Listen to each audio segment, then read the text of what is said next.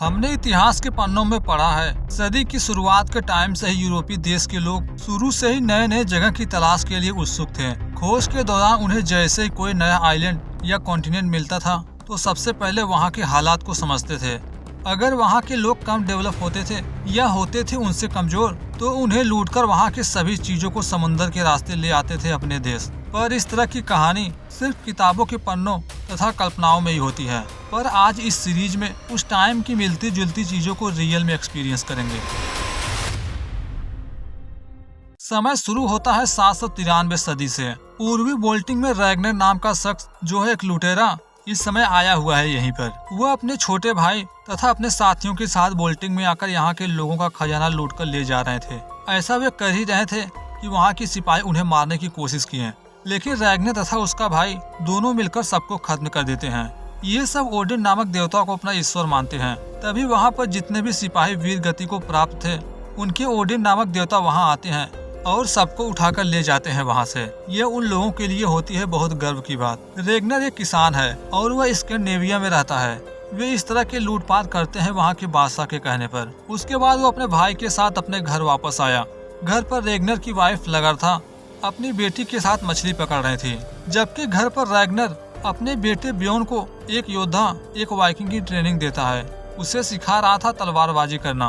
उसकी वाइफ के आने के बाद रैगनर बताता है, मैं कल ब्योन को रसम में लेकर जाने वाला हूँ। लेकिन उसकी वाइफ का मानना था अभी तो वह सिर्फ 12 साल का ही है, इसे अगले साल ले जाना, क्योंकि उस रसम में जो भी वाइकिंग बनने के काबिल होता है उन्हें वहाँ के बादशाह के पास ले जाया जाता है और बादशाह उन्हें कड़ा पहनाते हैं, जिसके पहनने के बाद वह बादशाह का सिपाही बन जाता है। बादशाह की हर आज्ञा का पालन करेगा। उसके बाद रैगनर अपने बेटे को लेकर बादशाह के पास जाने के लिए घर से निकलते हैं। रास्ते में जाते वक्त ब्योन अपने फादर से पूछता है कि रस्म में क्या होगा, तो रैगनर बताते हैं वहाँ बादशाह कुछ गुनहगारों को सजा देंगे और फिर हम लोग आगे की योजना बनाएंगे। जहाँ हम हमेशा पूर्व की दिशा में जाते हैं, लेकिन मुझे पश्चिम के बारे में जानना है, वहाँ के शहर, वहाँ के देवता के बारे में। क्योंकि इतने से रैगनर खुश नहीं था।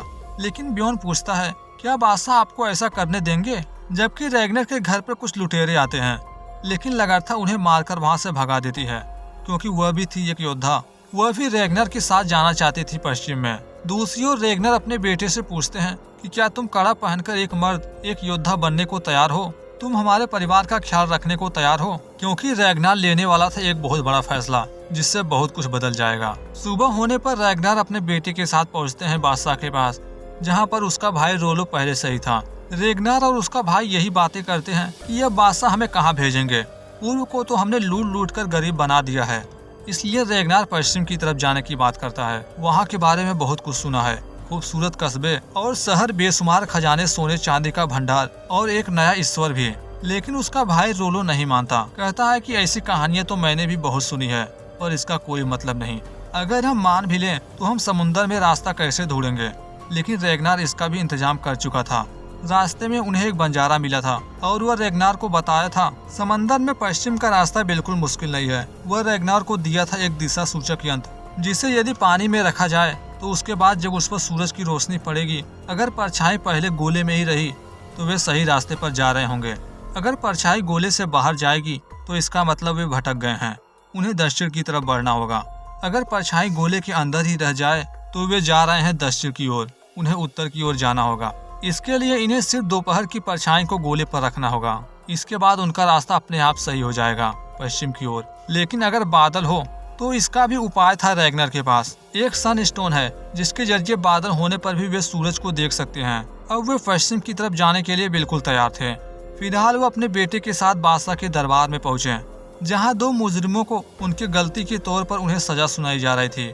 दूसरे मुजरिम का गुनाह था खून का, लेकिन वह बादशाह को सफाई देता है, उसने खून नहीं किया था। मैंने अपने बचाव में मारा था सिग्वल सुरुत को। हम दोनों के बीच एक जमीन को लेकर बहस हुई थी, उसने चाकू निकाल लिया, लेकिन बादशाह उसे माफी नहीं देते हैं कि तुमने गुनाह किया है, सजा मिलेगी। लेकिन वह शख्स कहता है कि बादशाह, आपको भी उस जमीन के बारे में पता था, आपने हमारी मदद क्यों नहीं की?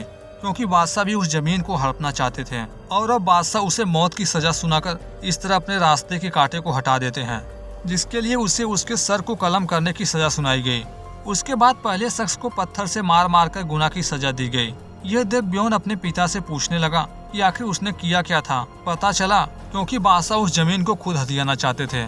जो उस शख्स के जीते जी मुमकिन नहीं था। फिलहाल रेगनर अपने बेटे को लेकर दरबार में पहुंचे, जहां पर बादशाह उसे वाइकिंग बनाने के लिए अपने वफादारी का कड़ा पहनाते हैं, जिसे पहनने के बाद ब्योन कसम खाता है कि हम अपने बादशाह के लिए जान की बाजी लगा देंगे, कभी धोखा नहीं देंगे। उसी बीच रेगनर बादशाह के सामने पूरब की तरफ लूटने की बात रखते हैं कि हम एक ही जगह हर बार क्यों जाएं? अगर आप चाहो तो हम कहीं और भी जा सकते हैं।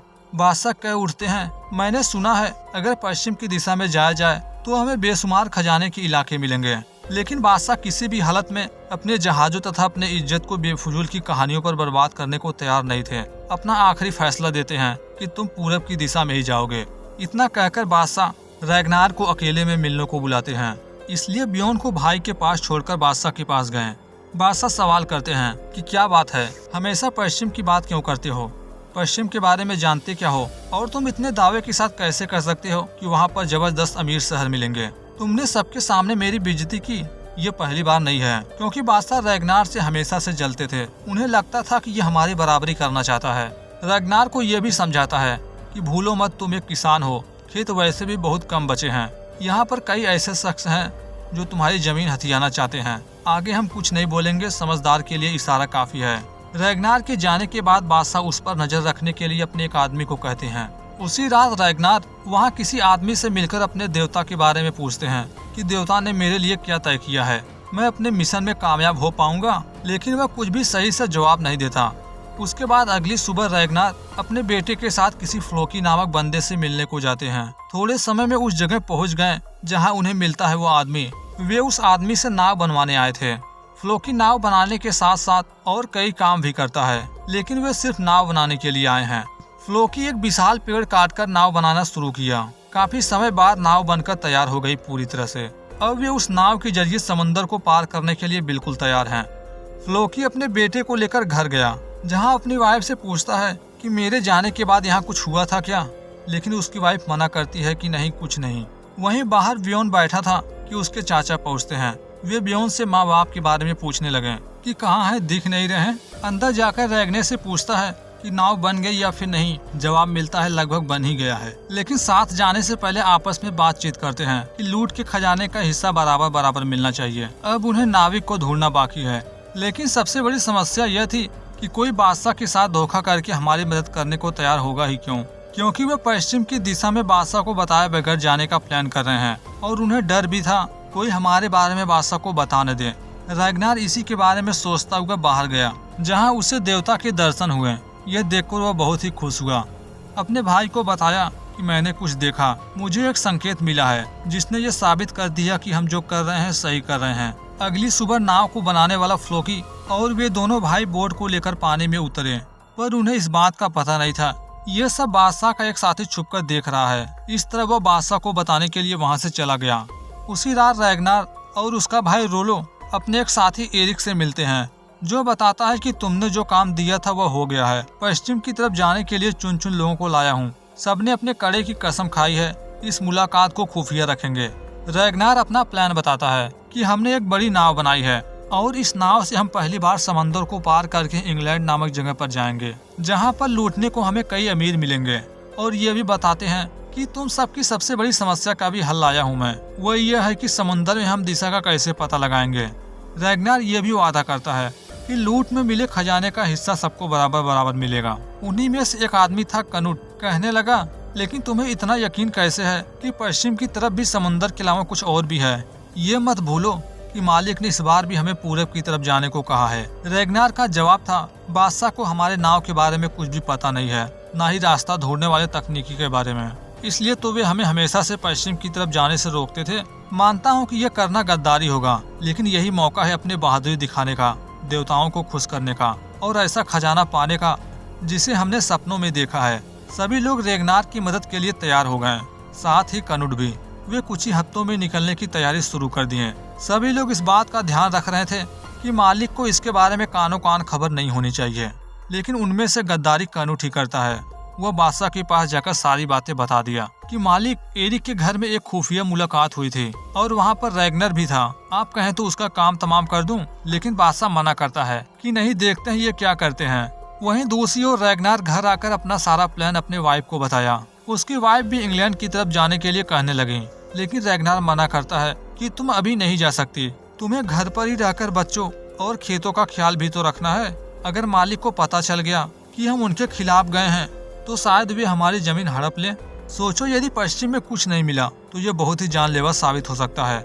हम दोनों मर गए तो बच्चे किसके सहारे जिएंगे। वहीं दूसरी ओर बादशाह रैगनार के बारे में सारी जानकारी पाने के बाद कनुट को जान से मार दिए, क्योंकि बादशाह को डर था शायद ये रैगनार के साथ पश्चिम की तरफ जाने को तैयार न हो जाए। अगर ऐसा हुआ तो रैगनार से मिलकर हमारे साथ धोखा कर सकता है। वहीं दूसरी ओर रैगनार की वाइफ रैगनार से हाथापाई कर रही थी कि तुमने मुझे कमजोर कैसे समझ लिया, मैं किस लिहाज से तुमसे कमजोर हूँ। भूलो मत, शादी से पहले मैंने एक बार तुम्हारी जान बचाई थी।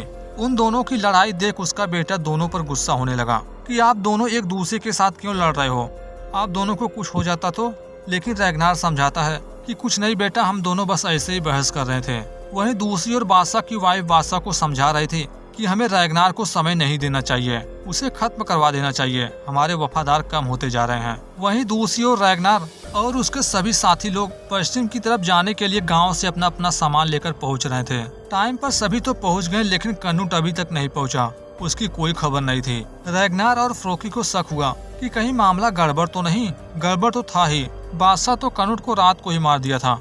काफी समय वे लोग कनुट के आने का इंतजार किए, लेकिन कनुट काफी इंतजार के बाद भी नहीं आया। इसलिए रैगनार किसी एक का ज्यादा समय तक इंतजार नहीं कर सकते थे। वे अपने भाई तथा बाकी साथियों के साथ पश्चिम में इंग्लैंड नामक जगह पर जाने के लिए निकल पड़े। उनके जाने के बाद बादशाह का एक साथी आकर बादशाह को बताया कि वे सफर पर निकल चुके हैं। बादशाह बड़े खुशी के साथ कहने लगा, जाने दो उन्हें, वे वापस कभी नहीं आएंगे। लेकिन बादशाह के साथी को डर था अगर रैगनार की बात सही निकली। लेकिन बादशाह साफ मना करता है, पश्चिम में कहीं कोई जमीन नहीं है, मेरे खिलाफ जाने वाले मारे जाएंगे। वहीं दूसरी ओर वे समंदर से होते हुए बढ़ रहे थे आगे। जब सूरज सर पर चढ़ता है तो वे लोग दिशा दिखाओ यंत्र को पानी में रखकर दिशा का पता करते हैं कि आखिर हम किस दिशा में जा रहे हैं। आगे की स्टोरी इस वीडियो में है। Thanks for watching this video.